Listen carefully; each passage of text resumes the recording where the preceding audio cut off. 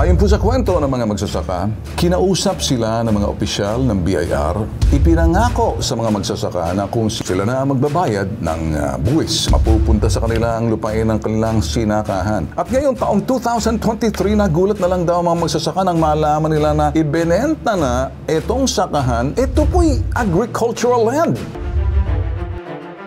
Bakit sinabi ng BIR, huwag na kayo magbayad ng buwis? Hindi ba kayo nagtaka? Noong 2015, sir, ang sabi ng BIR sa amin, tigilan na raw namin yung pagbabayad, Oo, sir. ano nangyari? Bakit pinatigil kayo? Yun, sir, ang hindi namin alam, sir. Bakit pinalalayas nitong bagong may-ari to kung sino pa tong lintek na Horados naman tong kung sino man siya, hindi ayaw ko makilala kasi hambalusin ko yan? Sa ilalim po ng ating batas, hindi ho sila pwedeng mapapaalis kung sino man nung nakabili ng lupa na yon. Wala ho silang karapatan na paalisin yung ating mga magsasaka.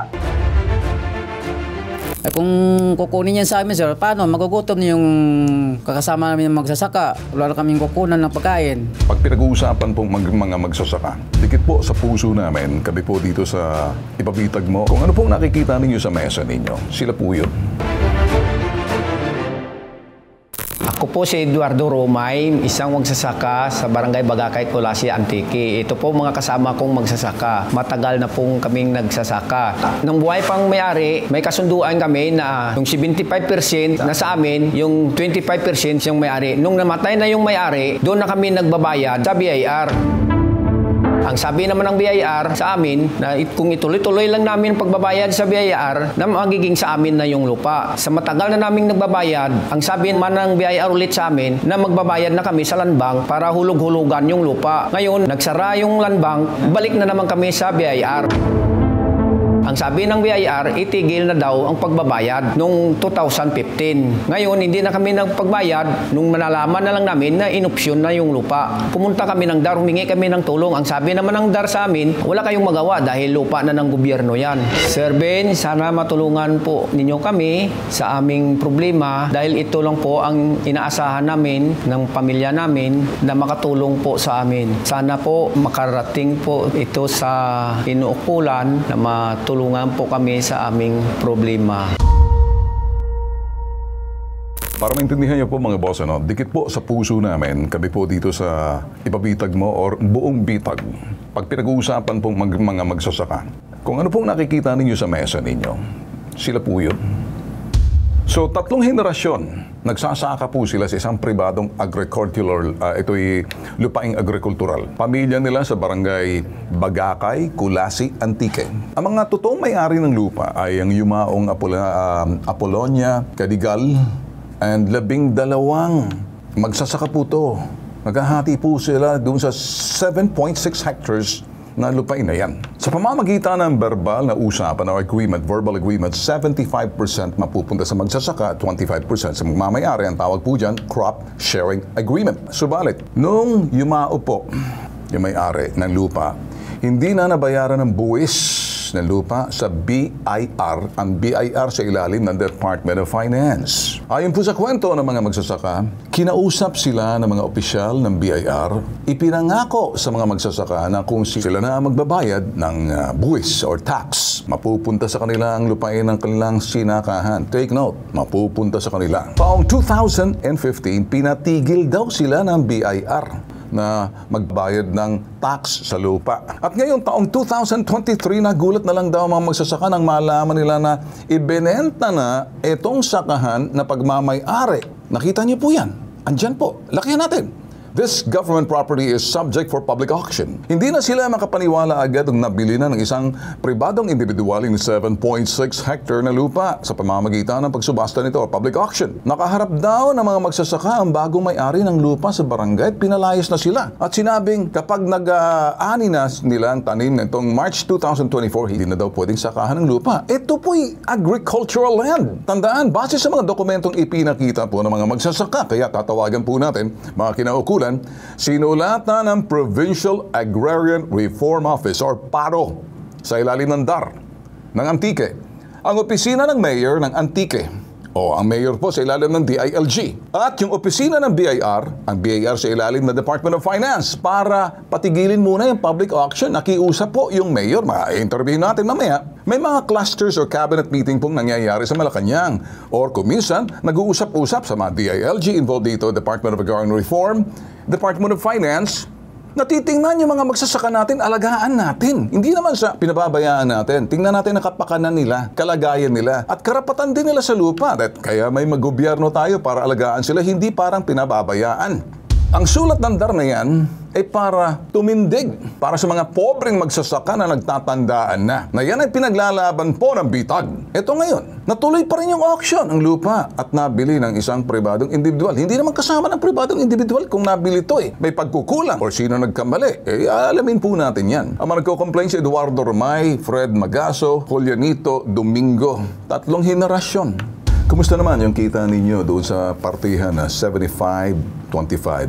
Ilang sakong palay ang nakukuha ninyo sa isang hektarya? Minsan sir, kung pag maganda-ganda ang ani, maka 120 sako kami sir. 120 sacks. Oo, Sa sa isang 120 sacks, so ang partihan niyan, 75% mapupunta sa inyo. Palay pa lang yan, ha? 25% mapupunta sa may-ari. Pero pag pinagiling niyo yung mga palay na yon, Bali yung kalabasan yan sir, kalahati ang ano sir, Kalahati. ang magiging bigas. so kung sabihin natin, 70 sacks na palay o palay pa lang, pag giniling mo na yan, 35 na lang. Opo. Sa isang hektarya yun. Opo. Bakit sinabi ng BIR, huwag na kayo magbayad ng buwis?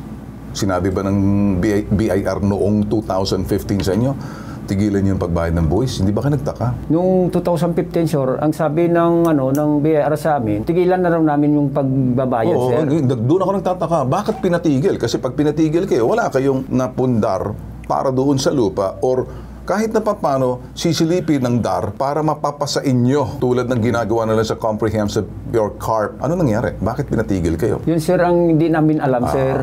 Pumunta ba kayo sa DAR para sanggunin ito sa pamamagitan ng inyong PARO, Provincial Agriculture Agrarian Reform Officer? Hindi na po sir.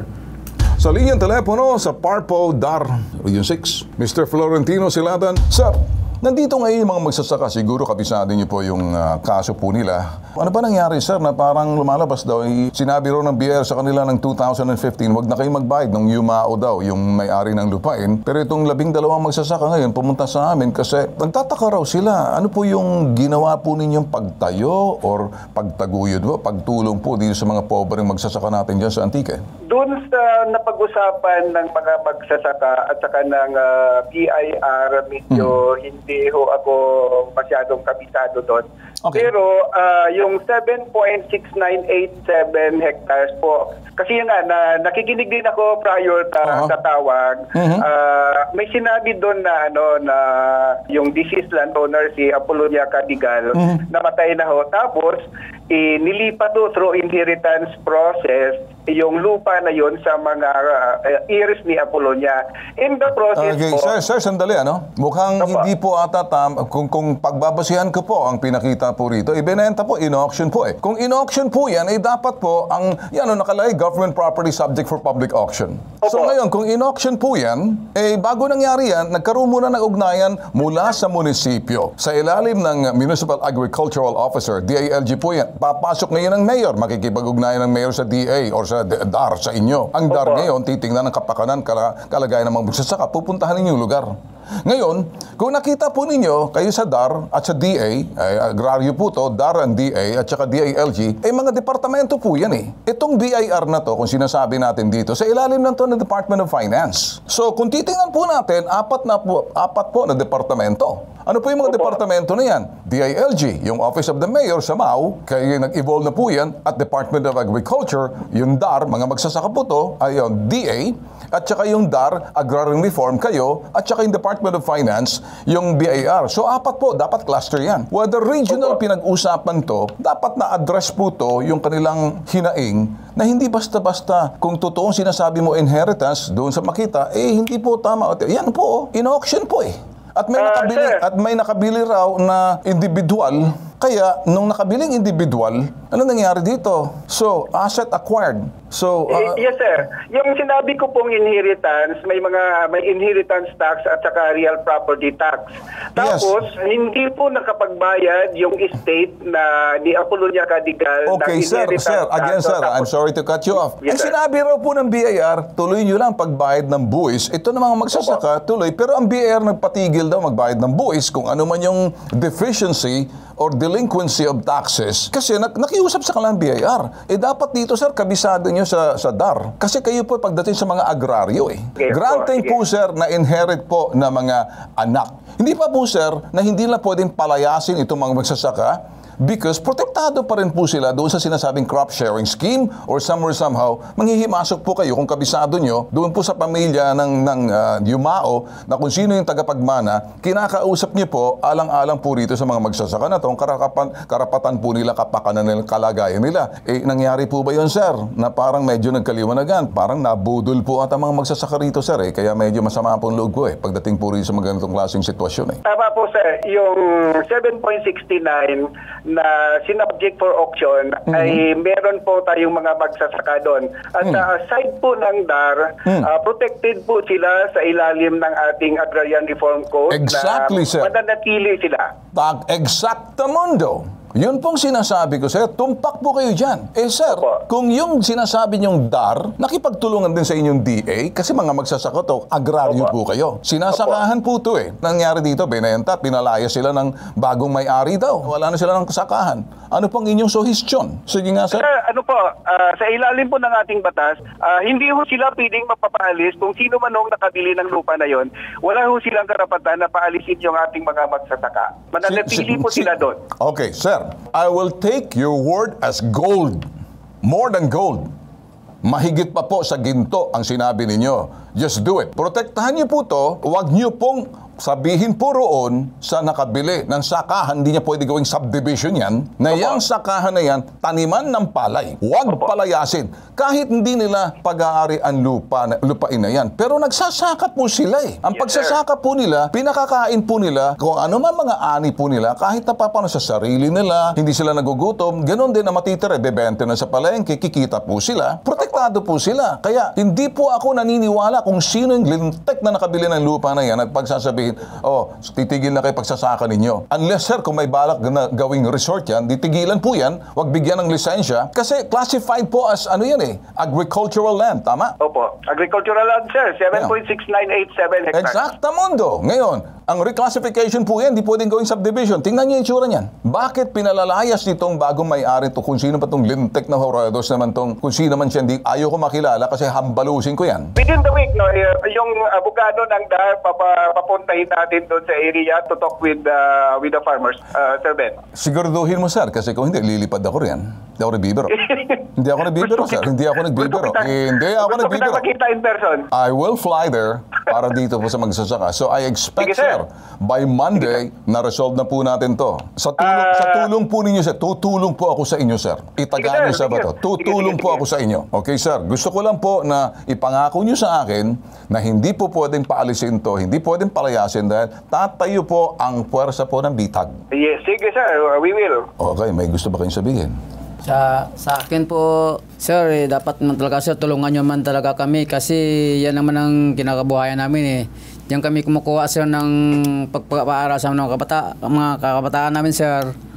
Kung kukunin yan sa amin, sir, paano? Magugutom yung kakasama namin yung magsasaka. Wala na kaming kukunan ng pagkain. Kaya gumagawa kami ng paraan na para makapunta dito kay Sir Ben Tulfo na humingi kami ng tulong sa kanya para matulungan na po kami. Mr. Florentino, I really enjoy talking to you. If you feel na parang madiin po ako, I think you will understand the reason why. I do, sir. I do understand you, sir. Sige. We share the same passion, sir. We Thank you. share the same passion. Thank you. Thank you, sir. Sige, sir. I will support you. I will help you. If you tell me I am invited, I will come and fly there and I'll show my face. Believe me. Sige, sir. Sige. I hope na hindi ko nagagawin yan para kayo na lang ayos niya na. Hindi, I hope you do that. Sige. Oh, sige, sir. Then I keep me really would like posted. to meet you in person. Then keep me posted. I will go there. I will fly. I'll see you.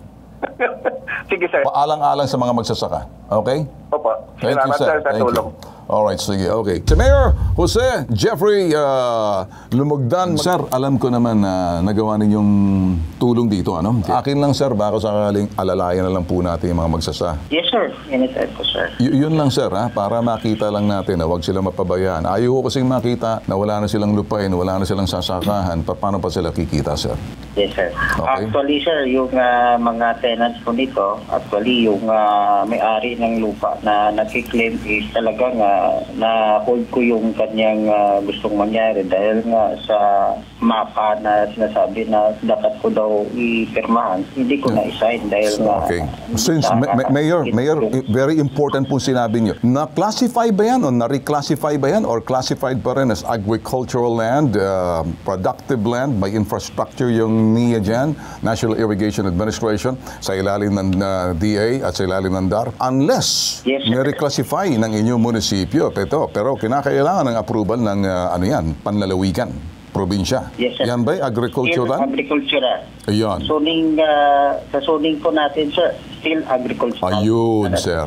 Meron po talagang structure dyan yung NIA, irrigated po yung Yes, sir. at saka productive po yung taniman na yan, sir. Okay. Mayor, aasa po ako sa tulong po ninyo, Mayor. Naintindihan niyo po, at least nagkakaintindihan po tayo. Tulungan na po natin ang Mayor, Mayor, itong mga magsasaka. Huwag po natin pabayaan. Constituent niyo po ito, Mayor. Ganito na lang. Okay na kayo, ano? Sige. Babalik kayo roon, makikipag-ugnayan ako sa kanya, itagaan niyo sa bato. Kapag hindi na ayos to, at wala akong update, pupunta ako sa lugar niyo. Ipangako ko yan. Ngayon pa lang, hindi pa makikipag-ugnayan na kami sa DAR. Kung yan ay nabili o naman ng kung sino, walang karapatan na palayasin kayo at protektado kayo ng DAR agraryo. So anyway, sige, gagawa tayo ng paraan. Usap tayo sa baba, ha?